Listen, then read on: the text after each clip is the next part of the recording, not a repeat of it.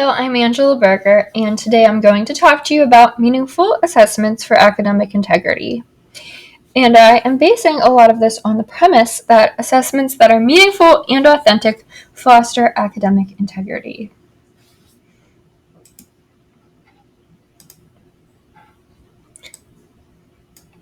Our objectives: by the end, you should be able to describe strategies to promote academic integrity, identify characteristics of meaningful assessments, create meaningful assessments and assignments.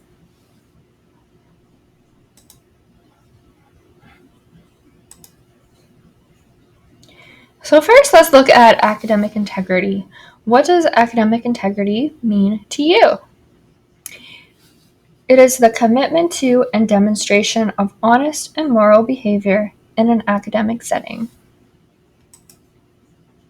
Why is academic integrity important? It ensures that the grade earned is an accurate reflection of the knowledge and skills the student has acquired. It also upholds the credibility and reputation of the academic institution who provided the student with that grade or credentials.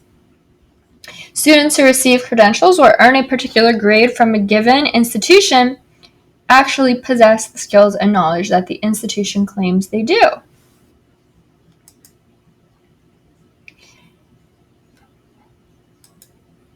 So, for example, if you were to go to the doctor and the doctor couldn't just tell you what was wrong, they had to go look up information on Google, that certainly wouldn't make you feel very good about the doctor or about the institution where he got his license from. So when we prepare our students for the real world, we want to make sure that they actually earn their credentials and that they know how to do what we say they do or what their grade says that they do. How can we promote academic integrity? Okay, so we know it's important. We can create a policy with clear expectations and provide explicit instruction. So we need to tell the students what is okay and what's not okay. Don't assume that the students know what constitutes academic dishonesty or plagiarism. So it's easy to think that because we know what this means, that our students know what it means. But that's not necessarily true. Our students have grown up with technology.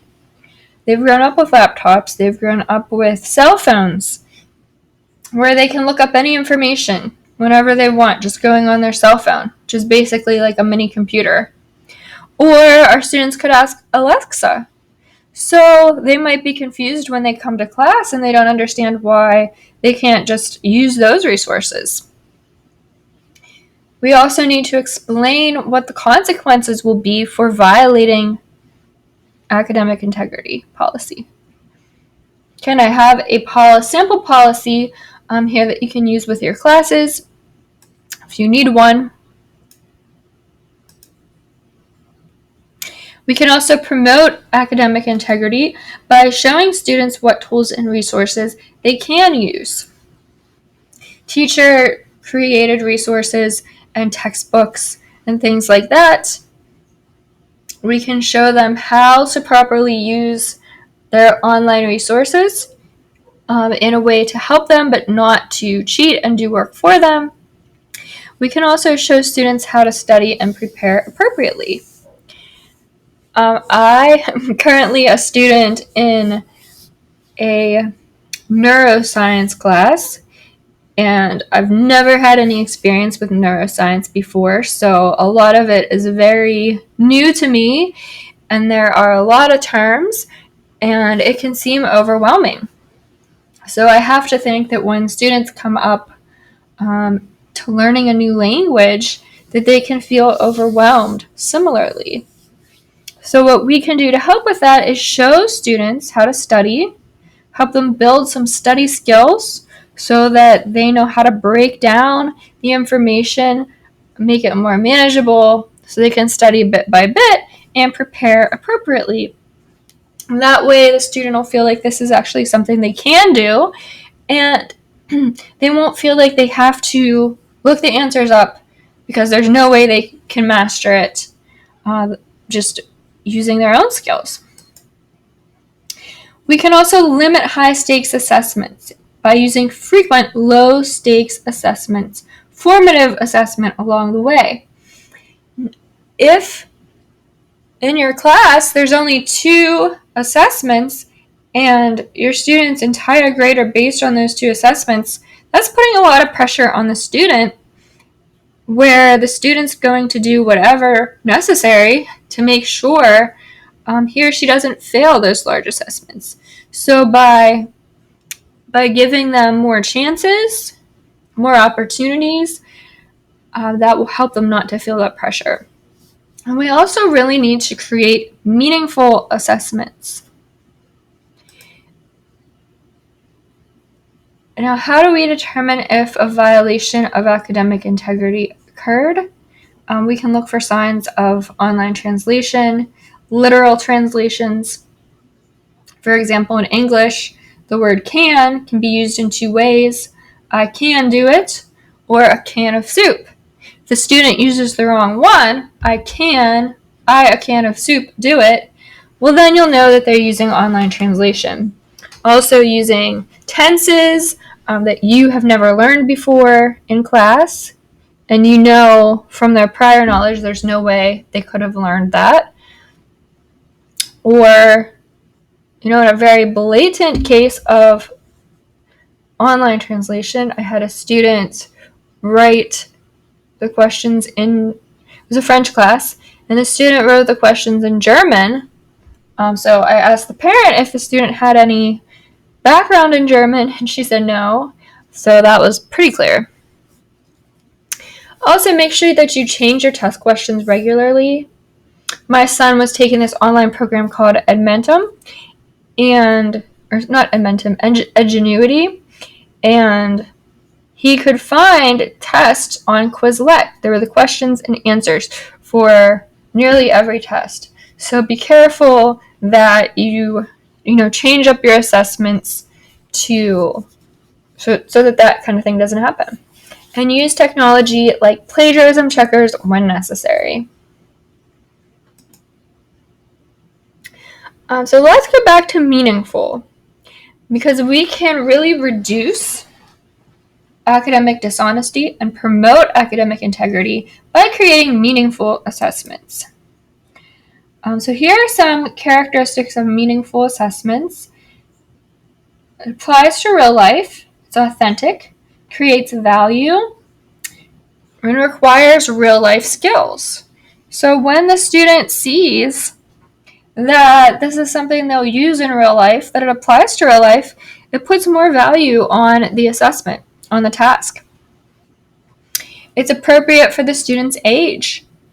So the student isn't going to feel that there's much value in a task that is below them. They feel like it's at a lower level, or if it's too high. So for example, I wouldn't have my elementary students looking at college, evaluating colleges in the target language. It relates to the student's interest or experiences. You want to make your assessments something that the students understand, they have experience with, and they can relate to. You should also make sure that it's appropriate to the language level. It's not going to be meaningful to the student if the task seems like it's way up here. They're certainly not going to feel like it's something they can do with their own skills, and they're going to look for outside resources. It should allow for creativity and personalization. Students really enjoy being able to personalize assignments, make it their own, and you should require the use of higher order thinking skills like creation, evaluation, analysis, synthesis. Can we see here? We want our students to create, produce something new or original, evaluate, so they can take a stand or make a decision and then justify it. We can ask our students to analyze.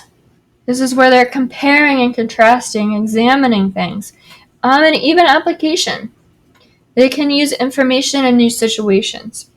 So we really want to try to aim for the top of the pyramid, because if the answer can be found with Alexa, Google Translate, your phone, you aren't requiring students to use their higher order thinking skills. Okay? These things might be able to assist them a little bit, okay, but it's not going to do the work for them. Okay, so try to keep that in mind. Your tasks and sources should be authentic. So an authentic task is a task that's true to real life, requires real life skills. An authentic source is written by native speakers for native speakers. So in the real world, when your student is using the language, they're going to come across this type of source. So they need to know how to process the sources, even at the lower level. You just need to adapt the task to the student's language level. Okay, so we looked at the characteristics of a meaningful assessment, and I actually have a checklist for you that you can use when you are creating assessments to kind of go through the list to help you make sure that your assessment is meaningful, and if you find an area that's lacking, you can identify what area that is and how can we make it better. Okay, so I'm going to go through some steps of designing assessments. We're going to look at a sample assessment, and then we're going to look at some other assessments, and I want you to give me feedback on them. Are these assessments meaningful? We're going to look at in a bit. And if not, what areas do we need to fix, and how can we fix it? Okay, so let's look at designing assessments and thinking about that process. So we first have to look at the what. What do you want the students to be able to do? And how does that tie into the standards, which are the 5 C's? Next, we have the how. How will you assess whether or not the students meet the goal? The goal being what you want them to be able to do. And then how will you measure the level of success? Right? What constitutes failure? What constitutes passing? What constitutes exemplary at the top? So what are your grading criteria? You can develop a rubric. How are you going to assess that? Okay, and make sure you share this with the student from the get-go so they know what criteria they're being judged on. The who, those are your students. So you need to know what's the student's prior knowledge, what do the students know now, and then what don't they know? So what new skills will they need to meet the goal? And with online, you don't just want to think about what language skills they need, but you also want to think about what tech skills. You don't want the student to get hung up on a task because they have problems with the technology. Okay, so whatever technology you're going to use, you want to make sure that the students have some practice using that technology, so that they'll be able to. And also, you need to look at their soft skills.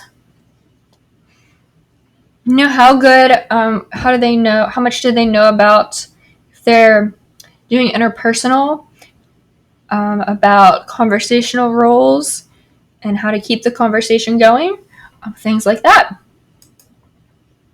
The why. Okay, so why this assessment? What is the real life application? Is the assessment authentic and meaningful? And you can look at the checklist to make sure that it is. And then finally, you should reflect. The teacher should reflect on and revise, if necessary, revise the assessment. And how will you allow your students to reflect on it? So I like to use the reflection for the students as an opportunity for them to recoup points. So like if they did something incorrectly in their assessment and then they go back and in the reflection they say, I know I should have done this way. If I do it in the future, I'd make sure to do this, and this. Then I would give them more points on the assessment because of their thoughtful reflection.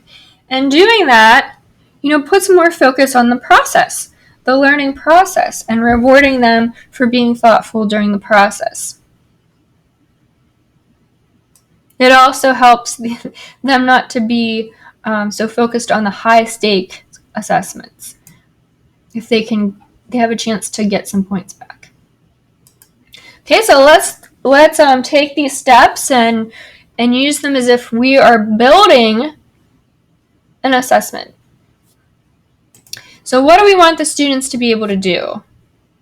So we're planning this unit. By the end of the unit, we want the students to be able to do 3 things. Okay, our first goal is to understand spoken information about a popular musical artist. Our second goal is for our students to be able to evaluate a popular musical artist by synthesizing information from a variety of authentic sources.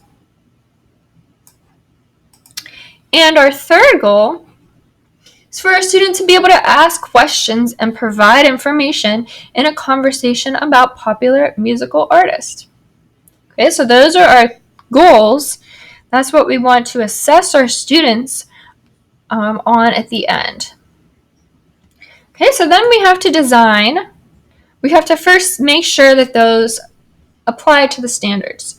So the first one ties to interpretive because they are going to be listening and they have to show that they understand what they're listening to. So goal number 2 is to evaluate a popular musical artist by synthesizing information. And that's going to be presentational. So they're going to look at this information, synthesize it, and then present that in a final product.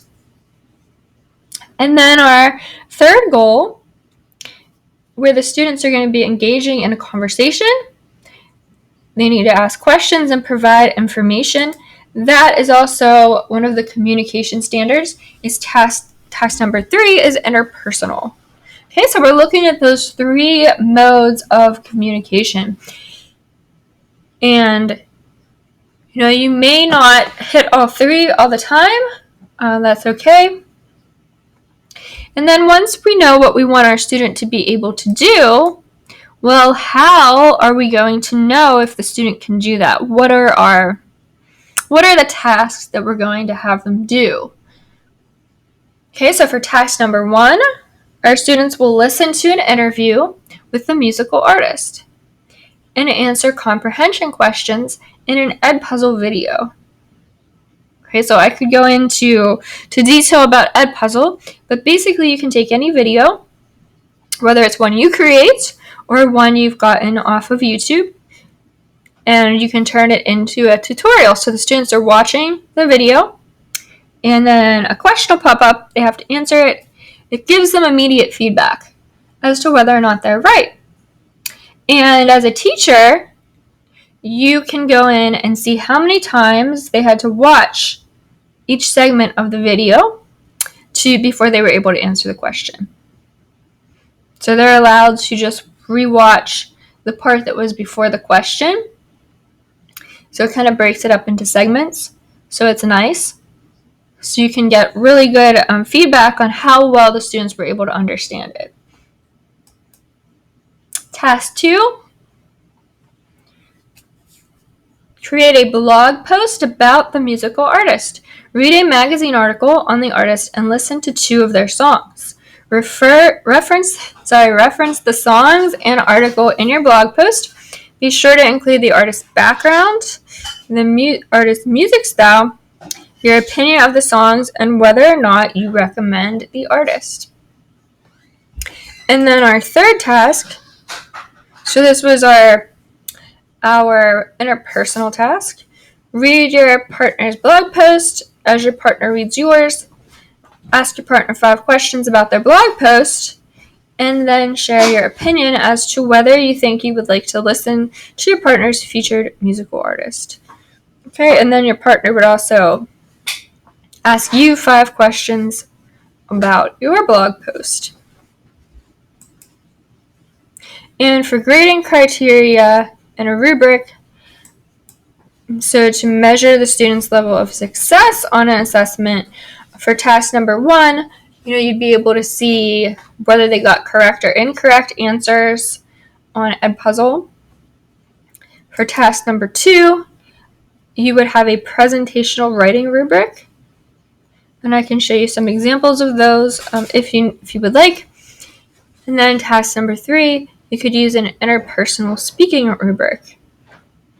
Of course, I can share examples of those as well.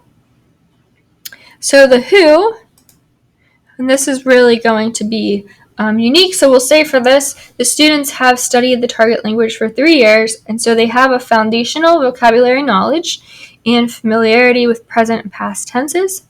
That's their prior knowledge. And then the new skills, they need to know adjectives related to music to describe the music they're listening to.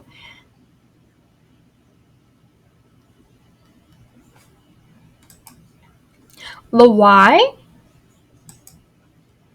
So what do you think? Is this assessment authentic and meaningful? So let's go through the checklist. Does the task apply to real life? I would say yes, because musical artists, we listen to their music, we read articles about them, we discuss with other people who we like, who we don't like, and some people do write blog posts. Is the task age appropriate? I do think that students are interested in music of all different types, so it is age appropriate. Is the task appropriate for the language level? In this case, I do believe it is. Level 3 students should be able to do this task. Does the task allow for creativity? I think it does. They can write their blog post. They're writing their own blog post, so they can use a lot of creativity in doing that. They're creating their own post that has information that they've pulled from different resources, and using whatever font and layout they want to create that and really personalize it and make it their own. Does the task require higher order thinking skills? I do believe that it does. We are asking the students in the first task, they're listening and answering questions. And the second task, they are actually creating a blog post. They are pulling together, synthesizing information from a variety of sources. They're evaluating the songs and, just using all that information to make a statement about this musical artist. Does the task require, and again, the task does require higher order thinking skills, and the conversation between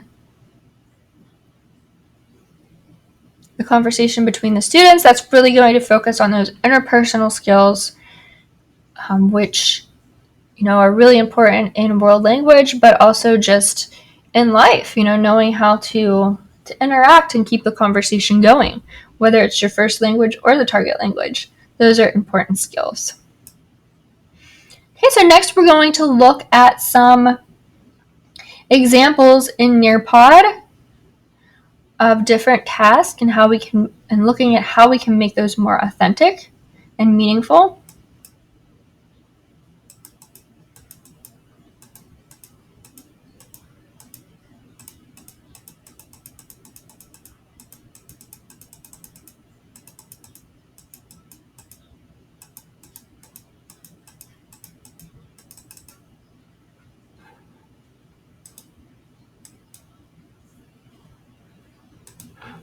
Okay, so now we are going to revisit those learning objectives that we saw at the beginning?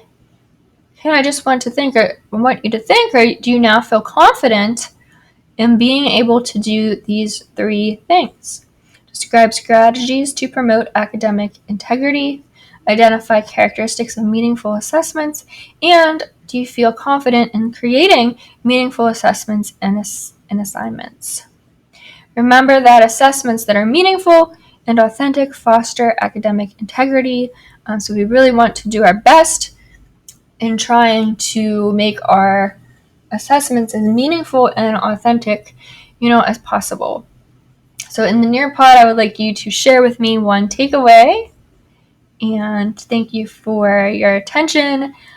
And feel free to reach out to me if you have any questions. Thank you.